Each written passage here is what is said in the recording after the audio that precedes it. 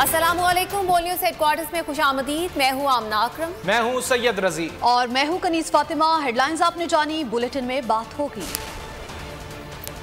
शिकस्त के बादल मंडलाने लगे। साल बदला रीत ना बदली। कराची पर किसका कब्जा? काउंटडाउन शुरू। सस्ती गैस आ रही है और कड़ाके की सर्दी। बुलेटिन का आगाज करेंगे। सबसे पहले बात करेंगे, कराची में जारी है पाकिस्तान और न्यूजीलैंड के दरमियान टेस्ट मैच। पाकिस्तानी टीम पर एक बार फिर शिकस्त के बादल मंडलाने लगे हैं। आखिरी रोज कीवीज के 319 रन के ताक़ुब में पाकिस्तान की आधी टीम पवेलियन लौट गई है। सिर्फ 91 रन पर 5 विकेटें गिर गईं। विकेटकीपर बैटर सरफराज अहमद और सऊद शकील पाकिस्तान की डोलती और डगमगाती नाव पार लगाने की कोशिशों में मसरूफ हैं। बात कर लेते हैं बोल न्यूज के नुमाइंदे एजाज वसीम बाकरी से। एजाज, एक बार फिर शिकस्त नजर आ रही है, क्या कहेंगे आप?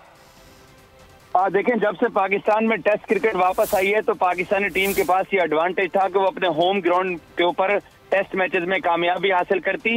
लेकिन गुज़श्ता साल मार्च में जो लाहौर में ऑस्ट्रेलिया के हाथों पाकिस्तान को जिस अंदाज में शिकस्त हुई थी, उसी अंदाज में इंग्लैंड ने पाकिस्तान को तीनों टेस्ट मैचेस में हराया। और अब कराची में पहला टेस्ट न्यूजीलैंड के खिलाफ पाकिस्तान ड्रॉ करने में कामयाब हो गया।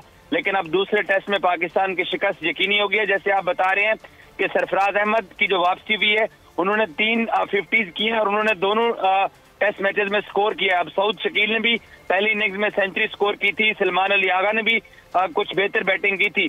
तो पाकिस्तान की अब उम्मीदें अपनी टेल एंडर्स के साथ हैं। टॉप ऑर्डर्स बिल्कुल नहीं चल सका, जिसकी वजह से टीम इंतजामिया ने आज बड़ा फैसला भी किया पाकिस्तान क्रिकेट बोर्ड की तरफ से कि वो बल्लेबाज शान मसूद को बाबर आजम का टेस्ट क्रिकेट में नायब कप्तान मुकर्रर कर दिया है। क्योंकि रिजवान नायब कप्तान थे टेस्ट क्रिकेट में और उनको खराब परफॉर्मेंस की वजह से इस सीरीज के अंदर बाहर बिठाया हुआ है। तो इसलिए अब पीसीबी ने ग्राउंड के अंदर बाबर की मदद के लिए शान मसूद को उनका डिप्टी मुकर्रर किया है। ठीक है, हमें ज्वाइन किया है क्रिकेट एनालिस्ट नसीम राजपूत ने। नसीम भाई, क्या समझ रहे हैं आप, किस तरह की पाकिस्तान की नजर आ रही है टेस्ट मैच बचाना? बिल्कुल, इस वक्त की सूरत हाल यही है कि ये टेस्ट मैच बचाना बहुत मुश्किल दिखाई दे रहा है। लेकिन क्रिकेट बड़ा बेवफा खेल है। कल जिस तरीके से पाकिस्तान क्रिकेट टीम ने स्टार्ट लिया था, ऐसा लगता था कि एक बड़ी बोल्ड डिक्लेरेशन है ये न्यूजीलैंड के कप्तान की जानिब से, और वाकई में बहुत ही बोल्ड डिक्लेरेशन थी। लेकिन 3 ओवर में जिस तरीके से उन्होंने 2 खिलाड़ियों को आउट किया, बोर्ड पे कोई रन नहीं था, तो जो 319 रन का हदफ था वो आज पाकिस्तान के सामने था। लेकिन आज भी पाकिस्तान के 3 बैट्समैन इस पहले सेशन के अंदर अपनी विकेटें गंवा चुके।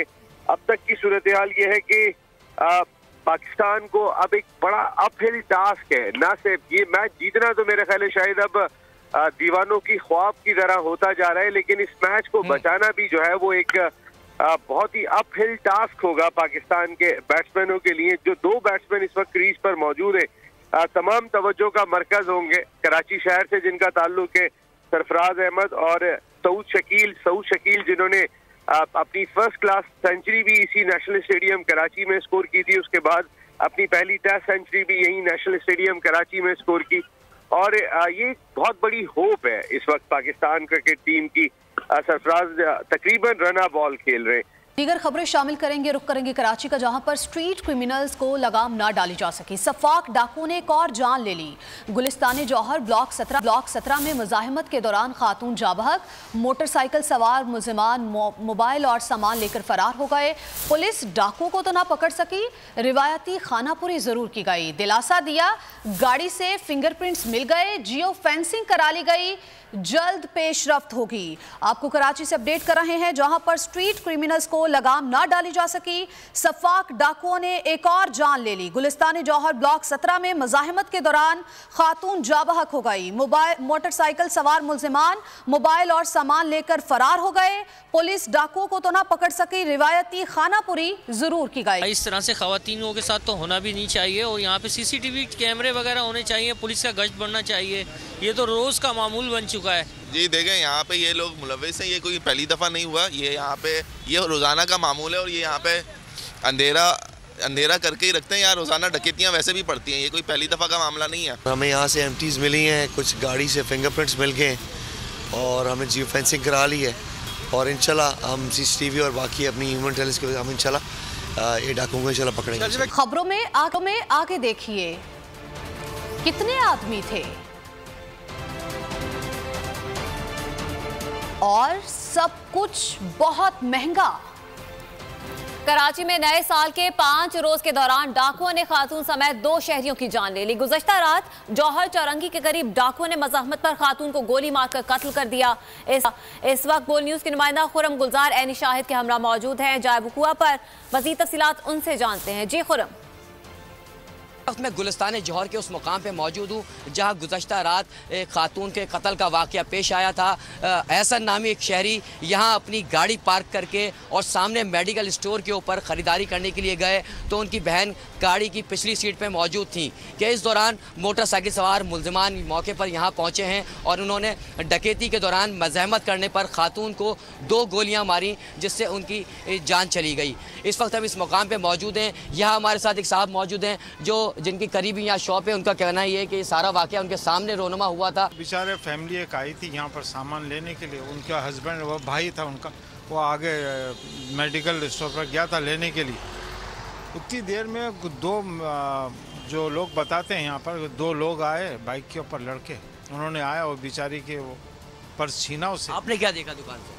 मैं जब वापस आया यहाँ पर तो बेचारी गोली लगी हुई थी, ब्लड निकल रहा था। जी, इनका कहना ये है कि डकैतियाँ रोज़ का मामूल है यहाँ पे, जबकि इन 6 दिनों के दौरान जो है वो 12 से ज़ायद अफराद जो है वो डकैती के दौरान गोली लगने से जख्मी हुए। गुलजार, बहुत शुक्रिया आपका। और कराची में इस वक्त अमन अमान की मौजूदा सूरत हाल पर बात करेंगे। हमारे साथ मौजूद है पाकिस्तान तहरीक इंसाफ के रहनुमा खुरम शेर जमान। खुरम शेर जमान साहब, बहुत शुक्रिया आपके वक्त का। आप क्या समझते हैं इस वक्त जो मसाइल दरपेश हैं कराची शहर को अमन अमान के हवाले से, जिम्मेदारी किस पर आयद होती है? देखें, जिम्मेदारी आती है मुराद अली शाह के ऊपर। ये वो चीफ मिनिस्टर है सूबे सिंध का जो कि हर डिपार्टमेंट में नाकाम और फेल हो गया। फाइनेंस मिनिस्ट्री भी इनके पास है, होम मिनिस्ट्री भी इनके पास है, चीफ मिनिस्ट्री भी इनके पास है। सन 2022 का साल जो ख़त्म हुआ था वो NED यूनिवर्सिटी के स्टूडेंट की शहादत पे ख़त्म हुआ था। सन 2023 जो शुरू हुआ है वो इकरा यूनिवर्सिटी के BBA के स्टूडेंट की शहादत के बाद शुरू हुआ है और आज खातून को मार दिए। पिछले साल अंदाजन को 100 लोगों को ये राहजनी की केसेस में मार दिया गया। हज़ारों लोगों के मोबाइल फ़ोन, हज़ारों लोगों की जो है मोटरसाइकिलें, 2 से 2,500 गाड़ियाँ चोरी हुई हैं। डकैतियाँ अलग, चोरियाँ अलग। और पीपल्स पार्टी को शर्म नाम की कोई चीज़ नहीं है कि ज़रा बराबर भी शर्म हो ना तो मैं कहता हूँ चुल्लू भर पानी में जाके डूब मरें कि लोग मरे जा रहे हैं, लोग लुटे जा रहे हैं। अंदरूनी इसमें डाकुओं का राज है, यहाँ पे स्ट्रीट क्रिमिनल्स का राज है। मैंने पहले भी डिमांड किया है कि स्ट्रीट क्राइम का मामला पूरा का पूरा जो है वो रेंजर्स के हवाले दिया जाए, रेंजर्स को सड़कों पे लेकर आया जाए, रेंजर्स को इख्तियार दिए जाएं। मेरी आखिरी भी DG रेंजर साहब से जो मुलाकात हुई थी, जो पिछले DG रेंजर थे, उन्होंने कहा कि हमारे पास इनकी इन्वेस्टिगेशन करने का या आगे मामला बढ़ाने के हमारे पास जो इख्तियार नहीं है। हम ज़्यादा से ज़्यादा इनको अरेस्ट कर सकते हैं, बाद में वो छूट जाते हैं, अदालतों के अंदर जाते हैं, वहाँ उनको जो है रिलीफ मिल जाता है। तो अवाम कराची के जाएगा, कराची की आवाम के साथ जो सौतेली माँ वाला सलूक पाकिस्तान पीपल्स पार्टी ने किया है, जो बिलावल जरदारी की जमात ने किया है, इनको सदियों तक माफ़ नहीं किया जाएगा। ऐसा नहीं कि जहाँ से जीत कर आए लड़काना नवाबशाह सेवन में वहाँ पे दूध की नहरें बह रही हैं, वहाँ भी डाकुओं का राज है और कराची में अलग सिलसिला चल रहा है। कराची की शहरियों को पाकिस्तान पीपल्स पार्टी की थकी हुई 2 नंबर तर्ज हुक्मरानी के ऊपर छोड़ दिया गया है। लोग मरते तो मरे, लोगों की गाड़ियाँ छिने, मोटरसाइकिलें छिने, मोबाइल फ़ोन छिने, औरतों की बालियाँ छीन ली जाती हैं कानों से, हाथों से कटर के जरिए उनके जेवरात जो हैं वो काट लिए जाते हैं, पर्स छीन लिए जाते हैं, माओं के सामने बच्चों को गोलियां मार रहे हैं, बाप के सामने बेटे को गोली मार रहे हैं। कोई पूछने वाला नहीं है, कोई बताने वाला नहीं है, कोई पुरसाने हाल नहीं है। 2022 बहुत सारे तोहफे भी देके गया पाकिस्तान की आवाम को। पाकिस्तान की आवाम को एक तोहफा ये दिया कि आवाम को पता चल गया कि पाकिस्तान का मीडिया क्या है। हक और सच का सफर साल 2022 में बोल रहा नंबर 1। हमने बहुत सारे शोज और ट्रांसमिशंस की, पूरा साल मुसलसल जदोजहद में निकल गया कि ये वोट ऑफ कॉन्फिडेंस के पीछे कौन लोग थे। तोड़े रेटिंग के सभी रिकॉर्ड, एंकर्स ने भी आवाम में सबसे ज्यादा मकबूलियत पाई और सोशल मीडिया पर भी बोल रहा सब पर भारी। सब्सक्राइब करें और बेल दबाएं ताकि कोई खबर रह न जाए।